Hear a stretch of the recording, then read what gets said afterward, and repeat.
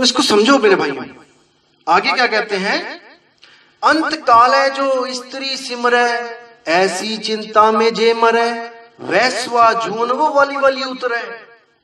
अब यहां पर इस भाव देखना है, शब्द लिखा है स्त्री, भाव क्या है कि अंत काल है जो स्त्री सिमरे, यानी कि जो काम की तरफ ज्यादा ध्यान होता है जिनका, उसकी तरफ इशारा करके बताया है कि जिसको अंत समय में भी उसका सिमरण रहेगा काम का, वो इस देह को छोड़कर उस देह में चला जाएगा जहां पे उसका काम ही यही होगा, वैश्या जन्म, पूरा दिन उसी काम में लिप्त रहे। क्यों? क्योंकि सुरती है, सुरती का खेल है सारा, जहां रहेगी सुरती उसी का रूप धारण कर लेगी, जहां आशा तहां वासा। तो आगे क्या कहते हैं, अंत काल है जो लड़के सिमरे, ऐसी चिंता में जे मरे, सूकर जोन वो वल उतरे।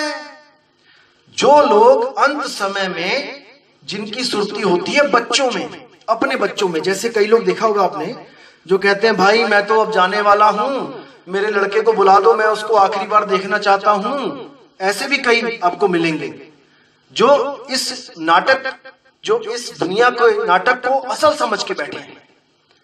वो क्या सोचते हैं कि बस मैं अपने बच्चों को देख लूं और मैं सीधे स्वर्ग चली जाऊंगी, मैं चला जाऊंगा स्वर्ग को अपने बच्चों के दर्शन करके।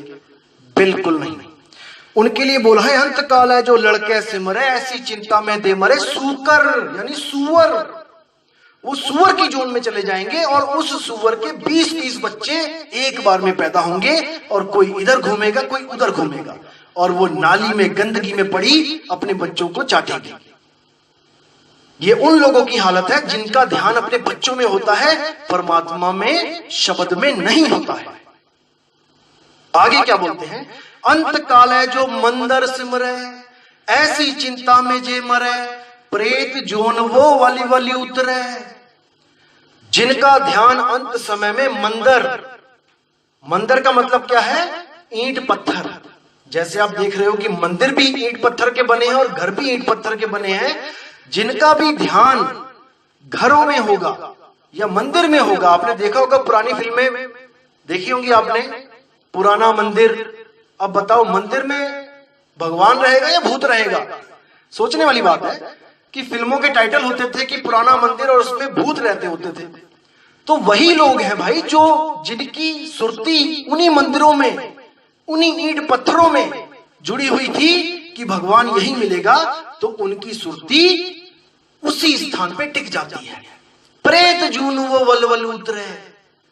कई हॉन्टेड हाउस देखे आपने, बड़े बड़े महल, जिन राजाओं का ध्यान यही था कि मेरा कितना बड़ा महल है, मेरी कितनी वाहवाही है, और 24 घंटे उसको यही लगता था कि मैं कितने बड़े महल में रहता हूं, सारी सुरती उसकी महल में फंसी है।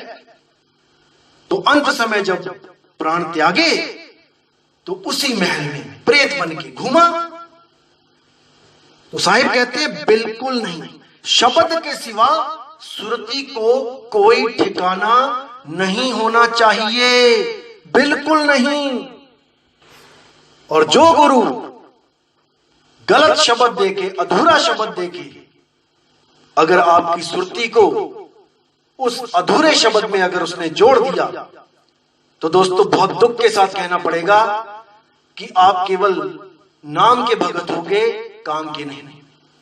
आपको वापस इसी दुनिया में आना पड़ेगा जब तक आपने उस सार शब्द को नहीं जाना, जो श्वासों से भी न्यारा है, जो अक्षरों से भी न्यारा है, जो शरीरों से भी न्यारा है, जो त्रिकुटी से भी न्यारा है, जो अनहद नाद से भी न्यारा है।